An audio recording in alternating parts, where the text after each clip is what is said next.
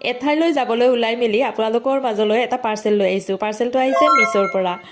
24 ঘণ্টা গৰমে থকা ফ্লাক্স বটল এইবোৰতো দেখিছোঁ, কিন্তু ইমান কম দামতে যে এনেকুৱা এটা ফ্লাক্স পাম ভাবিবই নোৱাৰি জানেনে। যিটোত আপোনালোকে গৰম পানীত হ'লে 12 ঘণ্টা গৰম হৈ থাকিব, আৰু যদি ঠাণ্ডা পানীত হয় তেতিয়াহ'লে 12 ঘণ্টা ঠাণ্ডা হৈ থাকিব।